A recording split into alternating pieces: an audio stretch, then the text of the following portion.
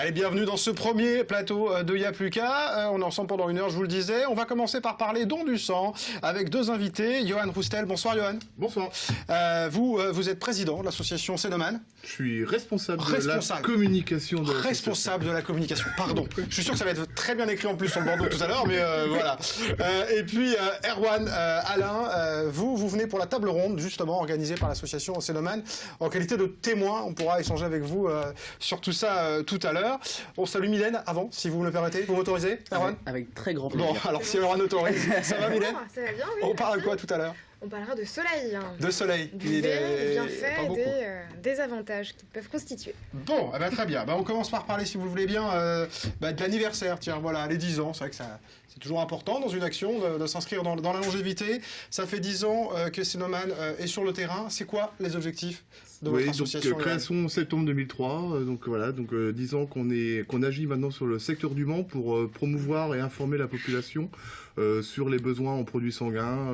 Qu'est-ce que le don de sang, qu'est-ce que le don de plaquettes, qu'est-ce que le don de moelle osseuse. Donc on est là pour inciter les personnes à venir sur les lieux de collecte et à donner son sang pour sauver et venir en aide à des malades. Alors grâce entre autres à vos actions, aujourd'hui on a 10 antennes en Sarthe. Pour donner son sang, est-ce qu'on peut dire rapidement où elles sont situées un peu partout sur le département? Donc ça, en fin de compte, ce sont les antennes de l'association. Il y a d'autres associations sur le département de la Sarthe. Il y a Sablé, il y a La Ferté. Sinon, nous, l'association Cénomane, oui, donc 10 ans, 10 antennes. On a créé notre 10e antenne à La Millesse et un petit peu avant sur Alonne. Mais sinon, on est également présent sur Arnage, sur Coulennes, sur Parigny-l'Évêque, sur Changé, sur Arnage, l'université du Maine. Avec, sans note, rien du tout. Voilà, rien du tout. Non, mais c'est important, c'est d'aller près des gens, parce que mine de rien, l'idée c'est de faciliter les choses et qu'on puisse le faire facilement. Il faut qu'on emmène la formation directement. C'est vrai que maintenant il y a les réseaux sociaux et Internet et tout ça, mais c'est vrai que les personnes, il faut qu'on aille donner l'information aux donneurs. Et maintenant qu'ils ont l'information, ils peuvent se rendre beaucoup plus facilement sur les lieux de collecte. Alors ce qui est sûr, c'est que les actions de l'assaut, les actions de l'assaut. Mais pourquoi j'ai écrit ça? Moi c'est super dur à lire. Les actions de l'assaut, c'est l'exercice pour les chanteurs, voilà, sont clairement efficaces, ça je peux le dire. Plus 103% de dons, par exemple, en 4 ans à Arnage. Oui, on est arrivé à Arnage, les collectes étaient en moyenne vers une quarantaine de donneurs sur chaque collecte. Et puis, avec des bénévoles, on a pris notre bâton de pèlerin, on a fait de la promotion, on a donné des flyers, on a donné des affiches, on a mis des banderoles. Et les collectes ont progressé. Maintenant, on arrive à des collectes de plus de 100 donneurs sur certaines dates.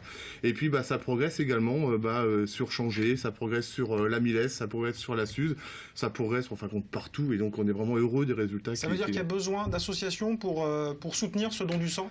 C'est vrai qu'on a besoin d'associations parce que là où il y a des associations, il y a des bénévoles, il y a du contact qui est fait avec la population et en fin de compte, voilà, la promotion fait venir les donneurs sur les collectes. Et le département de la Sarthe est un département quand même relativement pauvre en associations. On a une dizaine d'associations qui existent, comme je le disais, avec Sablé, La Ferté-Bernard, et il y a un petit peu une dizaine sur le secteur. Et en revanche, Erwan, là, il vient de la Loire-Atlantique. Il y a plus de 300 associations, quasiment une association dans chaque commune. Et donc, on voit que le bouche-oreille se fait et les donneurs arrivent. Ça fonctionne très clairement. Vous avez donc besoin de bénévoles en Sarthe. Voilà. On a besoin de bénévoles, on a besoin de personnes qui veulent s'investir, même que quelques minutes. On n'a pas besoin d'être donneur de sang pour s'investir pour le don du sang. Il faut en parler autour de soi. Si on a des réseaux sociaux, il faut relayer les informations. Il faut apporter l'information aux personnes et aux donneurs. Parce que l'idée, en fait, voilà, si on peut pas donner son sang, par exemple, parce que ça peut arriver pour une raison X ou Y, on le sait bien, on peut aider, voilà, parce que vous, dans l'asso, vous accueillez les gens, vous proposez des garderies, par exemple, voilà. Des collations, enfin, tout ça, c'est pour, voilà, que ça soit plus facile, quoi. Il faut qu'on arrive à sortir le côté blouse blanche du don du sang, le côté médical. Il faut qu'on apporte autre chose, la convivialité. Il faut que les gens reviennent parce que ils ont envie de donner leur sang, mais aussi peut-être retrouver, tiens, le copain, dernier coup, on s'est bien marré à la collation, tiens, pourquoi pas revenir. Et puis, si on est en bonne santé, on vient. Même si on est malade, on peut venir. Et puis, on va passer un petit quart d'heure avec les bénévoles, à prendre un café, à parler de la pluie et du beau temps, et peut-être même du soleil avec la rubrique. Oui, j'avais une question pour vous, Johan, par rapport aux conditions qu'il faut remplir pour pour pouvoir accéder à ce don du sang? Vous les trouvez pas un peu restrictifs? Il y en a vraiment beaucoup. Disons que c'est vrai qu'il y a beaucoup de contre-indications pour pouvoir donner son sang. Donc les contre-indications, c'est pour à la fois le bien du malade, hein, parce que c'est vrai que le malade, on va pas le rendre plus malade qu'il l'est. Donc il y a certaines contre-indications par rapport à ça, mais aussi également par rapport à la sécurité du donneur. Vous venez donner votre sang, donc du coup vous venez pour donner de la vie, on va dire. Vous venez pas vous le mettre en danger. Donc il y a aussi une sécurité vis-à-vis du donneur et une sécurité vis-à-vis du malade. Donc c'est vrai que la loi est comme ça, hein, c'est l'établissement français du sang qui prélève, mais il y a des textes de loi qui sont légiférés par le ministère de la Santé et également par les agences du médicament, parce que le sang est considéré comme un médicament. Donc du coup, il y a beaucoup de restrictions par rapport à ça. On en est où sur l'homosexualité d'ailleurs par rapport à ces restrictions? Ça avance. Disons qu'il y a un député qui a remis un rapport au ministère de la Santé, justement mandaté par le Premier ministre sur la filière sang. Ce député préconise justement la réintroduction des homosexuels hommes dans le système transfusionnel. Donc non, on attend que la loi passe. Bon, écoutez, à suivre en tout cas. Table ronde, le 26 octobre. C'est quoi l'idée là? C'est en fin de compte d'informer la population, leur mettre des cas concrets, en fin de compte, comme le témoignage d'Erwan, leur dire, votre sang, que lorsque vous venez donner à l'EFS ou dans une collecte, votre sang sert à quelque chose. Voici le témoignage d'Erwan. Et puis il y aura également le témoignage de bénévoles, hein, pourquoi ils s'investissent pour le don du sang. On aura également les médecins de l'établissement français du sang qui seront là pour répondre éventuellement à des questions, hein, sur justement l'évolution du don du sang, avec ce fameux rapport du député Véran qui a été remis. Donc voilà. Et puis on aura également un donneur qui sera là pour témoigner pourquoi il donne son sang et ses plaquettes. Bon, on continue de parler de cette table ronde si vous voulez dans un instant avec Erwan, entre autres évidemment. On va écouter votre parcours et puis votre témoignage. Mais on va changer de sujet, on va coucouner un peu. Voilà, puisque vous l'avez dit, il faut se faire plaisir, convivialité. Et c'est Mylène tout de suite, il n'y a plus qu'à coucouner.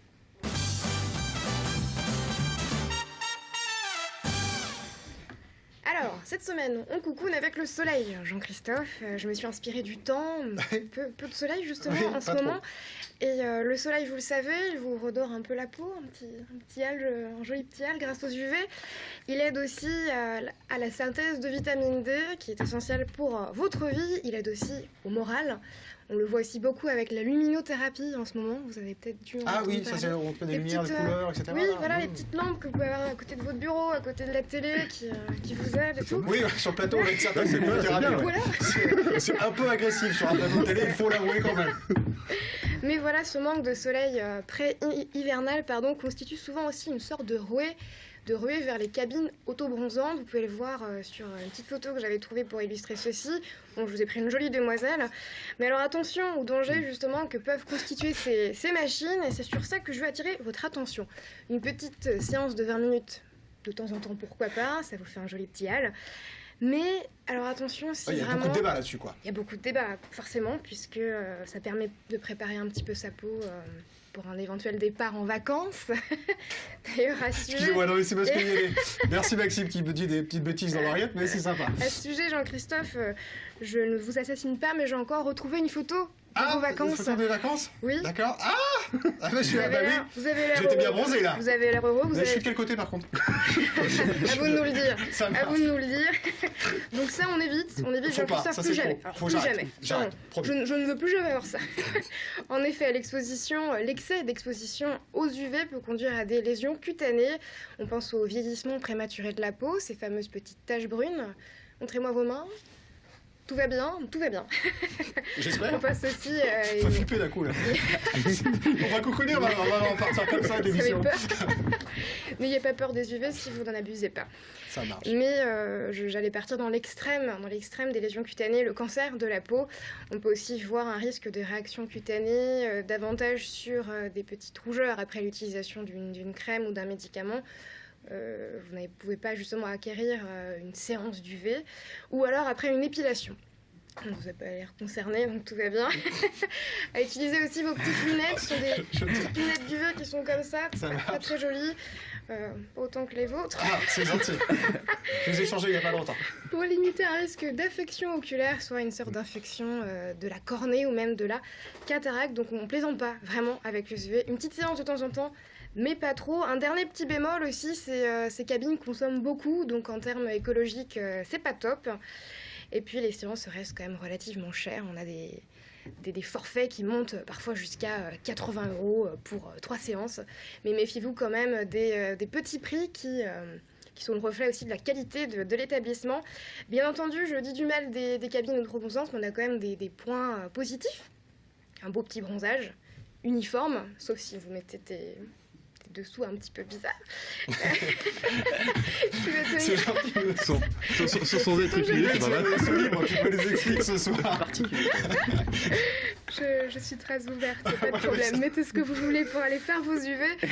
Un bronzage qui va quand même tenir 5 jours si vous n'y retournez pas entre-temps. Et puis qui va aussi permettre la synthèse de vitamine D. Comme je vous le disais, c'est le gros point positif pour la santé. Donc une petite conclusion. Les UV, oui, mais pas trop. Je vous l'ai déjà bien dit en intro. Oui, il faut le vivre, avec parcimonie, il faut le faire. Quoi. Mais bon, au final, profitez du soleil et... Vous êtes le soleil de notre émission. C'est gentil, c'est une faillotte, vous. Mais ça me plaît. Merci, Mylène. On se retrouve très bientôt. Et puis, vous restez avec nous. Pour l'instant, bien sûr, on continue de parler avec Erwan. On y va. Elle est faillotte quand même un peu. Un petit peu. Un peu. Ça me va. Mais elle le fait bien. Erwan, vous êtes justement témoin à la fameuse table ronde dont on parlait il y a un instant avec Johan.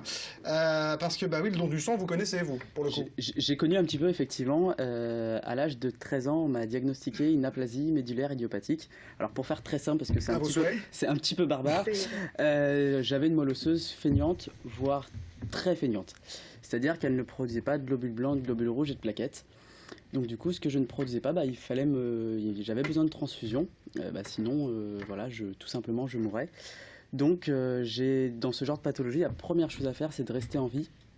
Et on reste en vie grâce aux transfusions. Donc j'avais des transfusions, donc toutes les 2 semaines, une transfusion de sang, et tous les 5 jours, une transfusion de plaquettes. Ce qui veut dire qu'à peu près sur toute ma vie, j'ai reçu 450 transfusions de à peu près 600 donneurs.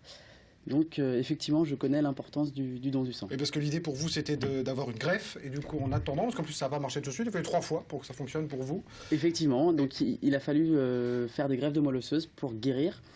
Donc j'en ai fait 2 premières avec mon frère jumeau qui ont fonctionné de façon partielle pendant à peu près 1 an. Et au bout d'1 an après ces greffes, j'ai rechuté. Donc on repart à 0, transfusion, etc. Et donc j'ai fait une 3e greffe. Alors une greffe, il faut savoir que c'est un protocole assez lourd en amont, c'est-à-dire que c'est de la chimio des rayons. Alors on n'a pas d'UV avant une greffe, pas encore, ce sera peut-être à venir, mais voilà, chimio rayons en amont, et ensuite on nous injecte la moelle osseuse, et donc la 3e greffe était avec du sang de cordon ombilical qui venait des États-Unis. D'accord, voilà. Et ça a fonctionné, donc pour aujourd'hui, maintenant vous vivez sans traitement, mais vous avez décidé de vous investir dans ce don du sang. C'est quoi? C'est une manière de dire merci? C'est une manière d'aider les autres qui sont dans la même situation dans laquelle vous étiez il y a quelques années? Donc aujourd'hui, est-ce que je suis guéri? On sait. Est-ce qu'on est guéri de ce genre de pathologie? Je ne sais pas. Mais je mène une vie normale, je peux faire du sport. Plus de don du sang actuellement? Plus de don du sang, plus de traitement, plus de médicaments, plus rien. Donc je mène une vie normale, je peux travailler, je peux faire du sport, je peux mener une vie normale de quelqu'un de 25 ans. Et maintenant, mon engagement pour le don du sang, il est assez multiple, c'est-à-dire qu'il est d'une manière très simple de dire merci aux bénévoles, parce que derrière les collectes de sang, il y a des bénévoles comme Johan, sauf qu'il y en a, je ne sais combien. Donc c'est de leur dire merci, de leur dire que leur travail qu'ils font tous les jours est très important. D'incarner peut-être ce résultat, je dirais, parce que c'est vrai quand on donne, c'est gratuit, c'est anonyme, on ne sait pas où ça part, du coup vous incarnez un peu la réussite, quoi. C'est vrai que c'est bien de la montrer, je pense, à ceux qui donnent. Disons que c'est peut-être un peu fort, mais voilà, je fais partie de leur réussite. Parmi tant d'autres, bien sûr, je fais partie de... On peut le visualiser comme ça. Exactement, c'est-à-dire, moi j'ai des gens, quand je fais des témoignages, qui me disent tout simplement merci de nous dire merci, on le fait pour toi mais on ne te connaît pas, quoi. Et c'est ça qui est beau, c'est-à-dire qu'il y a des gens qui donnent de leur temps, quasiment, il y a des gens qui donnent toute leur vie à ça, sans connaître les malades, sans savoir à qui personnellement ils le font. Et ça, c'est juste magnifique. Alors aujourd'hui, vous allez sensibiliser auprès des jeunes essentiellement? Alors, je vais sensibiliser, je suis à la disposition de toutes les associations du don du sang, quelles qu'elles soient en France. Donc je me rends disponible un petit peu sur toute la France pour promouvoir le don du sang. Et effectivement, j'aime beaucoup aller voir les jeunes parce que, j'ai 25 ans, ils en ont entre 15 et 25 aussi. on parle le même langage, on peut... Il y a vraiment un débat qui est très libre et qui est très ouvert. On peut se poser toutes les questions, il n'y a rien de tabou. Et c'est intéressant de voir que les jeunes qui ont aujourd'hui 18 ans se sentent investis et que c'est les citoyens de demain et ils prennent les choses en main et ça c'est plutôt très agréable. Est-ce que pour terminer, Erwan, Johan, on peut rappeler comment on peut faire pour donner son sang ou voir si on peut le donner? Comment ça se passe? On va où? Tout simplement, il y a différentes... donc il y a le www.dondusang.net où on peut trouver toutes les informations concernant justement les contre-indications, où est-ce qu'on peut donner son sang. Il y a une petite rubrique qui s'appelle « Où donner », vous tapez votre code postal et vous allez avoir toutes les collectes aux alentours de votre lieu. Et sinon, il y a un numéro vert, 0800 109 900, où on peut avoir également toutes les informations concernant le don du sang. Et puis sinon, s'il y a des questions, on vous incite à venir à notre table ronde du samedi 26 octobre. Il nous fait les conclusions, il n'est pas formidable, c'est samedi 26 octobre, c'est à l'hôpital du Mans. C'est dans la salle des fêtes de l'hôpital du Mans. Donc une fois que vous serez à l'hôpital du Mans, tout sera affiché, fléché. On vous attend avec votre joie, votre bonne humeur. Venez discuter avec justement les bénévoles, avec Erwan, qui si vous avez des questions par rapport à la maladie, par rapport à tout ça, n'hésitez pas. On est dans la bonne humeur, on est dans le partage, dans la bonne humeur. Puis c'est la salle des fêtes, je sais pas qu'il y avait une salle des fêtes à l'hôpital, mais c'est bon. Il y a même une petite cuisine, une petite cuisine, tout ça. Bon, voilà. Merci beaucoup à vous deux, merci Mylène. Dans un instant, on parle de la fête de l'automne, on parle du festival Les Automnales, du festival Crève la dalle, et puis le collectif Skin Jacking sera présent pour du body painting. C'est une de nos chroniqueuses qui va s'y coller en direct tout à l'heure, et puis il y aura les chroniques bien mangées et cuisiner. Restez avec nous, on revient dans 2 minutes, à tout de suite.